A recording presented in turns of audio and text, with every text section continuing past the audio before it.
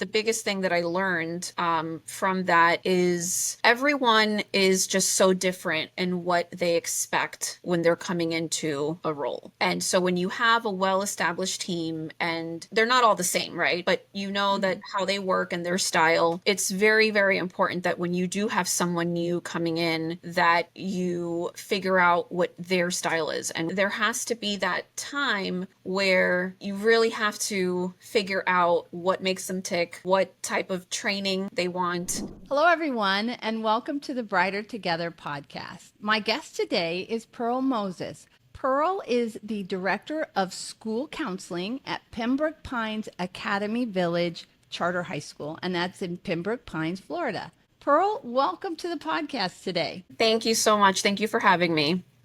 So let's have you just start by telling everybody a little bit about what you do and about the school that you work for. So I oversee the school counseling department at a high school, which includes 5 school counselors. And I basically handle all of the school counseling that goes on for our students, and that includes academic support, social emotional support, support for families, for students and their parents, etc. Very nice, very nice. And so, what would you say is probably the biggest challenge in your position right now that you're facing? So I would say at the moment, as a leader in this department, I want to say it's just making sure that what is working, we continue, and then really analyzing our processes. And if there's something that's not working, we try to modify, and just, having that flexibility to be able to pivot and do things differently. And then just the continuous improvement. You're always second guessing yourself on, are your counselors happy? Is everyone working to their maximum potential? So it's just a lot of those regular upkeep type of things. And I know with a position like that, burnout an issue. I mean, do you have the issue with burnout with your staff at all? So at the moment, I've really tried my best to consciously avoid that. I was a counselor for 10 years myself, and I did burn out a lot. And so that is one of the things that is very important to me, that I always keep in the front of my mind, to not allow that to happen to my counselors. So, for example, there's a lot of other duties as assigned, as they're Oh, called in yeah. the education system, right? And Right. so I have really tried my best to make sure that those things do not get put on to the counselor. So whether it be 504 plans, the counselors actually used to have to do that. In other schools, they have so many things, they wear so many hats, and then they end up not doing a lot of counseling. So it's been one of my main goals to make sure that the counselors don't have as much of those other duties, or to keep those to a minimum, so they can really focus on what they do best, and that's counseling and supporting our students. How in you said you've been doing this for 10 years. If you look back at when you first started as a counselor, to because technology and our society is changing so incredibly fast. Do you see a change in the needs of the students in the last 10, 15 years versus what you saw when you first started? Absolutely. There is such a disconnect between students and just the way that they really show up in the world. And there's a lot more behavior issues. There's, I think, technology, and then also with COVID, we did see a decline in so much social skills, academic skills. There was just this gap that created, and I think students, they're they're trying their best really to Yeah. maneuver, but technology and the lack of parameters that a lot of them have, when it comes to social media and what they have access to, it's really created this world that it's a little skewed. So, for example, we have a lot of students that they don't take their academics seriously because they aspire to be influencers, or they aspire to go into the stock market. And so they don't think that college is important. And so they're just going to go into stocks and make a ton of money and become millionaires. So we have a lot of that mentality where it's, you never want to shoot someone's dream down. But we'd like for them to remain realistic and to always have backup, right? Even as adults, we want to make sure that we have backups to everything that we do, and that we have somewhere to land if we end up falling. So that's one of the main things that we're seeing now. Wow. Yeah. So, do you think? I mean, I know a lot of it has to do with technology. Is the school doing anything about like access to technology or changing their policies about technology? I'm just curious if it's. I've heard some schools, especially high schools, are like saying no cell phones at all, and they're like making the kids lock them in these things and toss the key for the whole day. I don't know what's happening there. So in our district, which is Broward County School District, this year they did implement a cell phone ban. And so what that means is no cell phones are allowed in class at all. Students cannot have them out, unless a teacher instructs for them to do something on their phone for instructional purpose. But as far as in class, not at all. And they try to extend that into passing in between classes and lunch. That hasn't gone very well. So they kind of backtracked and they kept it as just in class. But I do think that there are more policies that are coming down. And I think that not just in our district and in our state in Florida, they are really I did see some bills that are coming through, that they're trying to pass to really control the cell phone use in schools a lot more. Yeah. Yeah. It's such a, and even if it's just a notification, it's like you're focused on this thing and then you get that notification and your focus shifts, right? And then it's really hard to get that whatever you were focusing on back. It's almost like a form of its own ADD. It's like you're instilling attention deficit disorder by adding a device into what's going on, and it's really hard to stay focused on what's happening. So I get Absolutely. it. And now, Yeah. you also add AI, right, to the Mm-hmm. mix. And so a lot of students are using an AI tool on Snapchat that I didn't even really know existed, but I have a middle schooler, so I kind of, have an ear in the streets. So, I didn't even know that that was a thing. And so a lot of students are using the AI tool in some of these apps to complete their work, to answer questions. And that, I mean, if you think about the long run on the effects that Yeah. can have on just learning and Mm-hmm. being able to develop critical thinking skills, it's very, very scary. Yeah. Yeah. So, what advice would you give to a new educator heading into their first leadership position? What would you say, based on what you've learned and what you've done? What kind of advice would you give somebody who's never done this before? Oh boy, I have so much. Where do I begin? Right? I, like I said before, I did school counseling for 10 years, and that was enough. And so going into a leadership role was kind of like the natural thing that I would be doing, right? I was a Mm-hmm. school counselor. I learned everything that I needed to learn. I've done it all. And so now I can step into a leadership role, no problem, and do it with flying colors. And that was not the case. And so, what I would tell someone who is going into a leadership role is arm yourself. Arm yourself and make sure that you're emotional state, that your mental state is ready to take on those challenges. And I'll tell you, I'll be very honest with you. A lot of the challenges were self-imposed.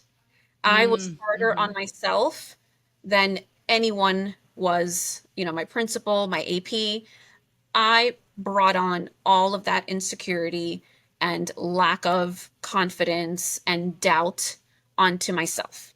Mm-hmm. And so if I would have known that, I've read a great quote in the past that said it's okay to be a novice. Yeah. And because, I came into this role thinking I should know it all, like I should be an expert at this. And that was such a fallacy. That's like, your brain playing tricks on you that you should be something where it's okay to be new. It's okay to be in something that is just starting and you're trying to develop something along while developing yourself and your leadership style and who you are as a leader and all of that. So I would say things are going to be tough and it's all about your coping skills. And if you pour into yourself and make that a priority, you can pour into others. It's really about, instead of cowering, conquer, right? Mm-hmm. Yeah. So that's what, And that self-care piece is really important, right? And yeah.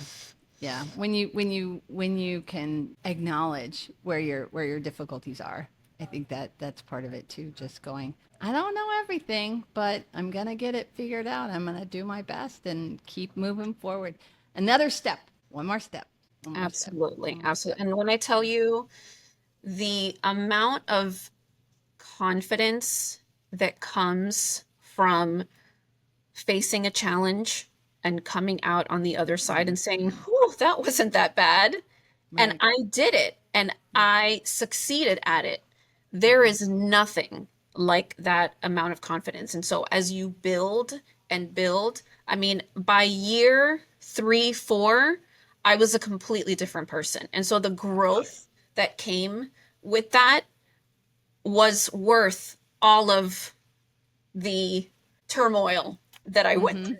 Um, so that is just something to look forward to for Yeah. new leaders, that, even if it's the worst at the moment, or you're going in with so much anxiety and so much fear and doubt, when you look at yourself 3 years down the line, you won't even recognize who you are. I always tell everyone it was like I had to be ripped to shreds to be born as a new person, and that, not just career me, it was as a mom, as a woman, as a wife, as someone just showing up in this world, a lot more confident, a lot more self-assured, and with a positive mindset, and joyful. Right. Yeah. Yeah. Yeah. Everything, no matter the challenge that you face, so much of it is exactly that. It's like, what is your mindset? Where are you at when you think about this? I mean, you can tear yourself down or you can lift yourself up. And having I tell people too, I said part of the reason I'm successful is because I put really smart people around me. And wise counsel, right? It's Proverbs 15:22 said plans fail. It's on my computer. That's why I'm looking over here. Plans fail for lack of counsel, but with many advisors they succeed. So, putting wise counsel around you, that's something that stuck with me. Obviously, it's on my computer as a sticky note, but wise counsel, having, and recognizing when you need help. I think that's a big part of it too, is just acknowledging that you're not going to get 100% right all of the time, and having people there that you could, a mentor, having somebody that can answer questions and not judge you and give you good advice is so critical. So critical. So, Absolutely. And, that's a great point that you bring up, because one of the biggest things for me was, I needed to find who I was when I no longer was servicing students. I came into a leadership position. I was no longer a counselor. I didn't have a caseload. And a right. lot of my identity as someone in this career, in this helping field, was gone. Mm-hmm. So I had to find a new identity, and that was to empower my team members. Right. And so when you approach leadership as a team and not you and then everyone is down here, Mm-hmm. there was another quote. I love quotes, by the way. There was another quote that I saw that, leadership doesn't mean that you are above, it just means that you go first. And Right. so it's Right. more of like a guidance. So you're guiding these people. And like you said, it's so important because once you empower them and they can really take on a lot of things, it kind of relieves that burden on you. You have to trust your team to be able to execute all of the duties and the different things. And then you can lean on them as well. Right. I Yeah. tell them all the time, I don't do what you do every day. Is there a question that I may have? Absolutely. I don't know it all. There's things that I forget because I don't do it every day. And I have no problem and I have no, I'm not bashful in that. We're a team and I make that very, very clear. And as much as I am giving to them, they're also putting that into the mix. So So, are there, do you struggle at all with keeping, you said you have a department of six, but do you have issues with keeping great talent in place? Do you have, I mean, is it, or are you able to, not that if they leave, it's not your fault, but is it hard to recruit? Are you fully staffed consistently? How is that going for you? so luckily we have not had that many issues. We did have a promotion within the department, and so we had one position that we've had a bit of turnover in. Mm-hmm. And I think that the biggest thing that I learned from that is everyone is just so different in what they expect when they're coming into a role.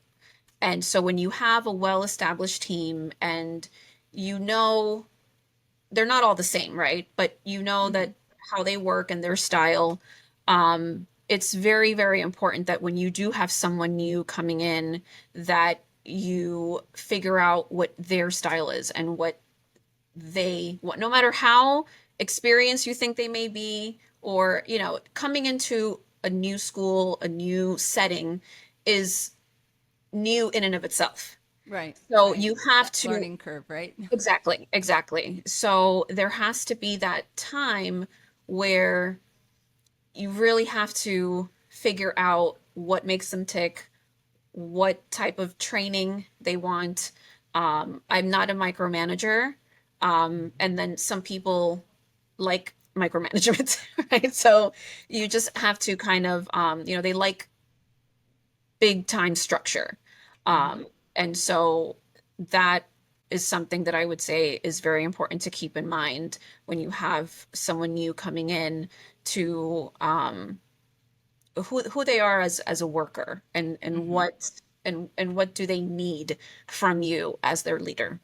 Yeah, yeah. What makes them tick, right? Yeah. Don Miller wrote Story Brand, and I watched his podcast when I was starting my business. And one of the things that he said, which has stuck with me, is for every one criticism, just one criticism, you have to give four positives to just equal one criticism. And I was like, that is, I mean, it stuck with me because it's like, you can give constructive criticism, and even if it's constructive, it's still criticism, and people take that in and, oh, I did something wrong, right? Yeah. So you have to give them four positives just to equal that. And that was just like, wow, so I'm trying with my team to implement that and go, gosh, that was great. You did a great job there. Thanks for your help. Thanks for stepping up.